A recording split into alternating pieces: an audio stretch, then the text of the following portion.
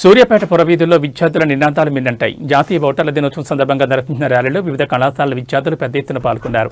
అనంతరం IDOC meeting హాల్లో జరిగిన సమావేశంలో జిల్లా కలెక్టర్ మాట్లాడుతూ 18 ఏళ్లు నిండిన ప్రతి యువకుడు బాధ్యతగా ఓటర్గా నమోదు చేసుకోవాలని పిలుపునిచ్చారు. రాజ్యాంగం కల్పించిన ఈ గొప్ప హక్కును ఎలా వినియోగించుకోవాలో విద్యార్థులకు వివరించారు. ఈ కార్యక్రమంలో అదనపు కలెక్టర్, వివిధ శాఖల అధికారులు మరియు పుర ప్రముఖులు పాల్గొన్నారు. ప్రజాస్వామ్యాన్ని బలోపేతం చేయడంలో యువత పాత్ర కీలకమని వారు పేర్కొన్నారు. ఓటు నమోదు ప్రక్రియపై విద్యార్థులకు ఉన్న సందేహాలను అధికారులు నివృత్తి చేశారు. దేశ భవిష్యత్తు నిర్ణయించే శక్తి ఓటుకే ఉందని ఈ సందర్భంగా గుర్తు చేశారు.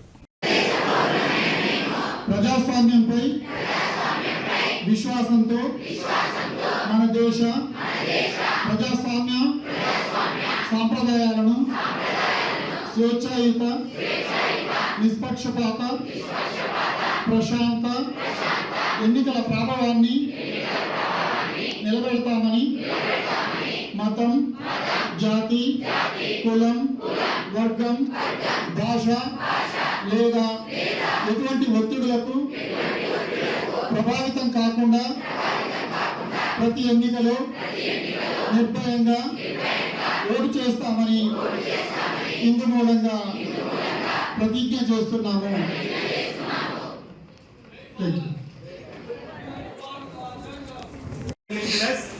They are part of the government and they are ministers and state government lo head of the state government evaru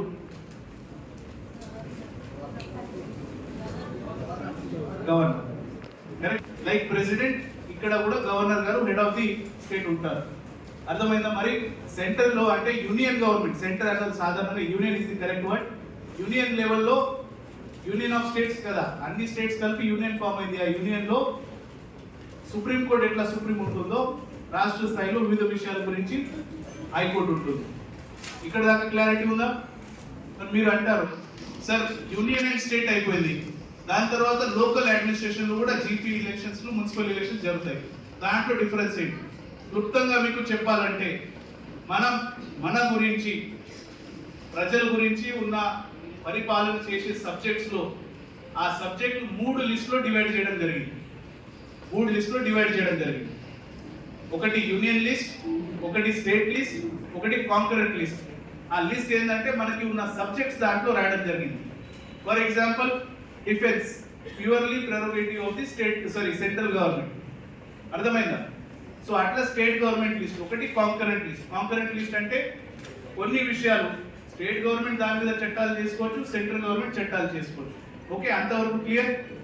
coming to local administration, ఈ అన్ని సబ్జెక్ట్స్ ఉండగా రోజువారీగా ఉన్న అంశాలు, డ్రింకింగ్ వాటర్, శానిటేషన్, మనకి ఉన్న బిల్డింగ్ పర్మిషన్స్, మనకి ఉన్న రోడ్స్, డ్రైనేజెస్, మిగతా అంశాల గురించి లోకల్ లెవెల్ అడ్మినిస్ట్రేషన్ ఉంటుంది.